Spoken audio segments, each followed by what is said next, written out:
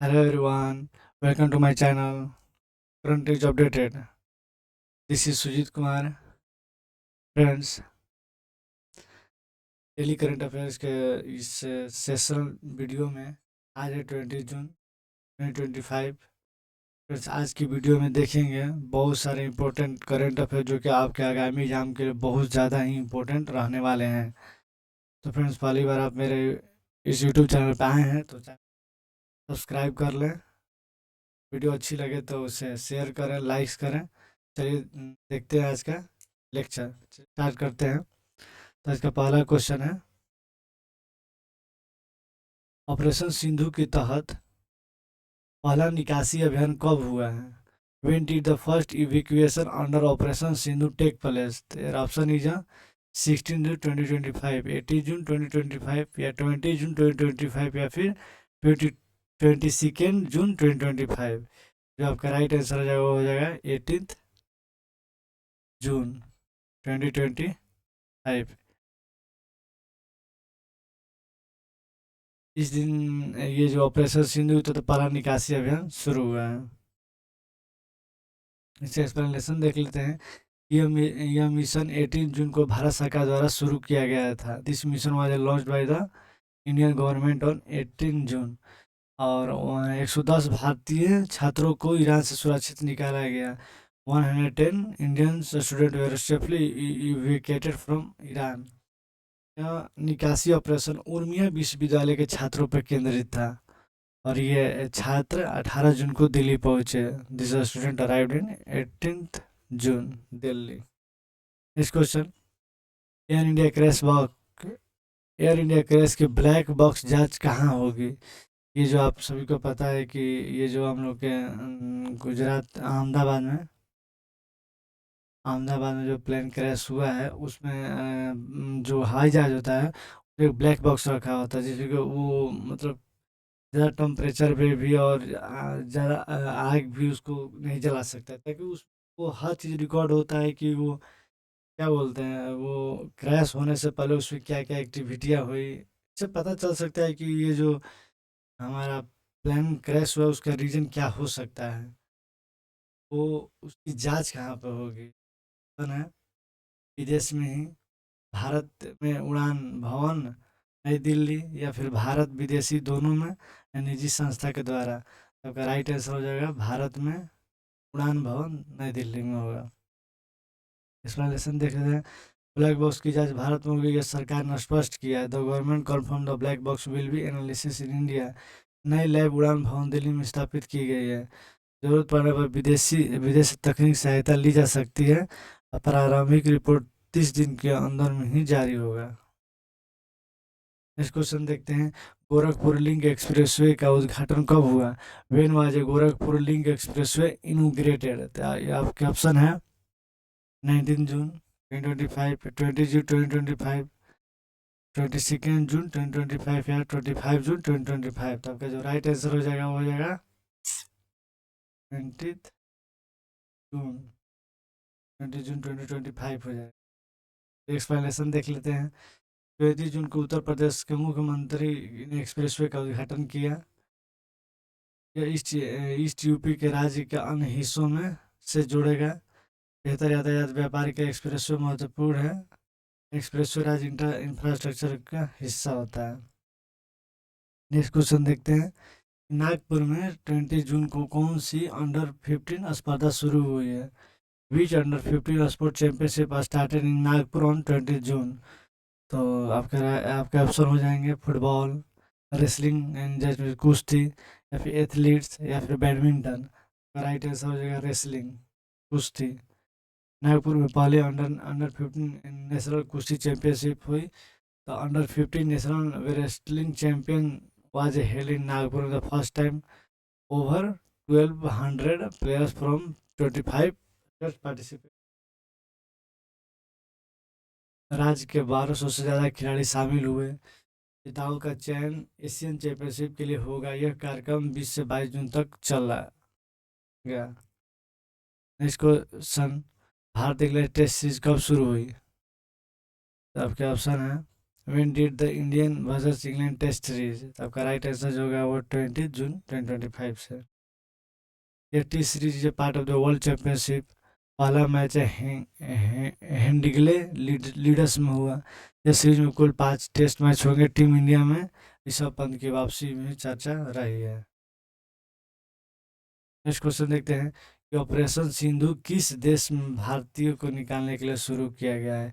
Operation Sindhu was launch to evacuate Indians from which country? तो आपके option है Iran, Iraq, Afghanistan या फिर ईरान या फिर इजराइल। तो आपका राइट आंसर जो है ईरान। ईरान से छात्रों को निकालने के लिए ऑपरेशन सिंधु जो है वो भारत की तरफ से चलाया गया है। ईरान और इजराइल के बीच बढ़ते तनाव कार्य मिशन शुरू किया गया है। और उनमें में पढ़ने वाले भारतीय छात्र खतरे में थे और भारत सरकार ने इन्हीं को सुरक्षित निकालने के लिए ऑपरेशन सिंधु जो है वो शुरू किया है। पहला जस्ता जो है वो 18 जून को भारत पहुंचा। नेक्स्ट क्वेश्चन देखते हैं ऑपरेशन सिंधु का पहला बैच किस माध्यम से भारत पहुंचा था? आपके तो through which route did the first operation Sindhu batch return to India? तो आपके ऑप्शन सीधा तेहरान से फ्लाइट से, पाकिस्तान के रास्ते ईरान से आर्मेनिया फिर भारत या फिर ओमान होते हुए। तो आपका राइट आंसर ईरान से आर्मेनिया होते हुए तब भारत आया है। छात्रों को पहले ईरान के सड़क मार्ग द्वारा आर्मेनिया भेजा गया। यह एयरवन से एयर इंडिया फ्लाइट दिल्ली पहुंची। यह रूट जमीनी सुरक्षा को देखते हुए चुना गया था। यह ऑपरेशन एमी और भारतीय दूतावास द्वारा सम्मानित था। नेक्स्ट क्वेश्चन है ऑपरेशन सिंधु किन भारतीय छात्रों पर केंद्रित है? तो operation Sindhu primarily focused evacuating which group of Indians? तो आपके ऑप्शन है पर्यटक, व्यापारी एंड बिजनेसमैन या फिर मेडिकल और धर्मशास्त्र के छात्र, मेडिकल एंड थियोलॉजी स्टूडेंट या फिर सोल्जर्स। आपका राइट आंसर हो जाएगा मेडिकल एंड ये धर्मशास्त्र के जो लड़के हैं छात्र हैं उनको लाने के। अधिकतर छात्र उन्मिया मेडिकल यूनिवर्सिटी में और उनमें धर्मशास्त्र यूनिवर्सिटी में पढ़ रहे थे। यह क्षेत्र संघर्ष के निकट माने जाते हैं। छात्रों ने भारत सरकार की मदद की अपील की थी। ऑपरेशन सिंधु विशेष रूप से इन छात्रों को लाने के लिए डिजाइन किया गया है। ऑपरेशन सिंधु का अगला चरण क्या होगा? What is the next phase of operation Sindhu? तो और ऑप्शन है पाकिस्तान अफगानिस्तान निकासी, ईरान में फंसे अन्य भारतीयों को निकालना, युद्ध विराट वार्ता या फिर संयुक्त राष्ट्र मिशन के भागी को भी निकालना है इस नेक्स्ट फेज में। अभी भी लगभग 4,000 भारतीय ईरान में फंसे हैं। सरकार चरणबद्ध तरीके से उन्हें वापस लाएगी। अगली फ्लाइट जल्द घोषित की जाएगी। एमी के दूतावास संपर्क में ही डेटा जुटा रहे हैं। नेक्स्ट क्वेश्चन ऑपरेशन सिंधु की तुलना किस पिछले भारतीय निकासी ऑपरेशन से की जा रही है? Operation Sindhu is being compared to which past Indian evacuation mission? तो इसका राइट जो आंसर हो जाएगा ऑपरेशन राहत और ऑपरेशन देवी शक्ति। राहत जो यमन 2015 में चला था और ऑपरेशन देवी शक्ति जो अफगानिस्तान के द्वारा 21 में चला। ऑपरेशन सिंधु एक बहुपक्षीय रेस्क्यू मिशन है। Operation Sindhu is multi layers rescue mission. It draw inspiration from the past mission like Rahat and Devi Shakti. All the mission and to rescue Indian foreign crisis zone. इन सभी ऑपरेशन का उद्देश्य संकट में फंसे भारतीयों को बचाना, वासियों को अपने देश तक भारत की नो वन लेफ्ट बिहाइंड नीति को दर्शाता है। Reflect India no one left behind policy. इस क्वेश्चन जो है बिहार में किस चुनाव में पहली बार ई वोटिंग की योजना बनाई गई है? In which election is Bihar planning to implement e voting for the first time? आपके ऑप्शन है लोकसभा चुनाव, पंचायती चुनाव या फिर नगर निकाय चाहे म्यूनसिपल बॉडी इलेक्शन या फिर राज्यसभा का चुनाव। तो जो राइट आंसर हो जाएगा नगर निकाय के चुनाव में।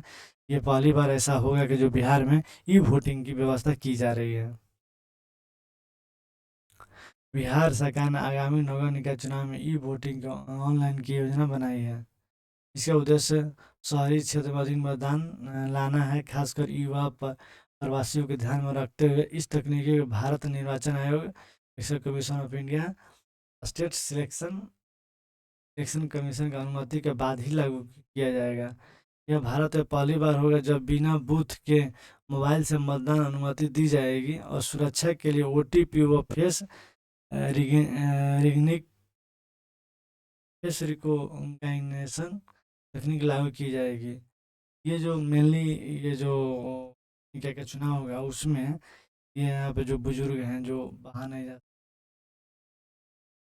और बहुत महिलाएं हैं उनके लिए, और जो बाहर रहते हैं हमारे बिहार से बाहर जो आ जाते हैं उनके लिए ये व्यवस्था शुरू की गई है। और ये इलेक्शन कमीशन क्या क्या है उसके परमिशन के बाद ही ये लागू किया जाएगा। तो ये जो बहुत ही इम्पोर्टेंट क्वेश्चन है कि ये ई वोटिंग की योजना जो है ये बार भारत में स्टार्ट होगा। गृह मंत्रालय द्वारा जारी की गई जनगणना नोटिफिकेशन के अनुसार यह जनगणना कितने चरणों फेज में आयोजित की जाएगी। According to the new home ministry census notification, in how many phase will the census be conducted? Your option is 1 phase, 2 phase, 3 phase या फिर 4 फेज। आपका जो राइट आंसर है जो वो हो जाएगा 2 फेज। 2 फेज में ये इलेक्शन होने वाले हैं। देख लेते हैं एक्सप्लेनेशन। गृह मंत्रालय ने 16 जून 2025 को अधिसूचना जारी की। 2027 की जनगणना 2 चरणों में पूरी की जाएगी। और फेज 1 जो है, ये जो फेज 1 है the house listing operation HLO द्वारा होगा, जिसमें घरों की जानकारी एसेट्स एम्यूनिटीज एकत्रित की जाएगी। फेज 2 में है जो पॉपुलेशन एंड इनूमरेशन PE होगी, जिसमें डेमोग्राफिक और सोशियो इकोनॉमिक्स, कल्चर और जाति संबंधी ली जाएगी। फेज 2 एक कंप्लीट पॉपुलेशन इसके द्वारा किया जाएगा। छात्र लादेक में पहला जो है अक्टूबर 2026 में स्टार्ट होगा, और दूसरा जो है 1 मार्च 2027 से ये जातिगत जनगणना इसमें स्टार्ट होगा। तो 2 फेज में हमारा जातिगत जनगणना स्टार्ट हो वाला है। इसके लिए होम मिनिस्ट्री ने नोटिफिकेशन जारी किया है। पहले होता था कि ये मैनुअली लोग लेके जाते थे, एक वो लोग का होता था तो वो सारे ब्यौरा लेते। लेकिन आज जो अब होगा वो डिजिटल ही होगा, क्योंकि जाएंगे जगह जो भी है डाटा हम फिल करते जाएंगे, इससे डाटा एक जगह। तो फ्रेंड्स ये है, चलिए मिलते हैं नेक्स्ट क्लास में। इसी वीडियो को पूरा देखिएगा ताकि आपके सारे प्रश्न जो 20 जून से बनने वाले हैं वो सारे कंप्लीट हो जाए। तो चलिए मिलते हैं नेक्स्ट क्लास में, तब तक के लिए धन्यवाद।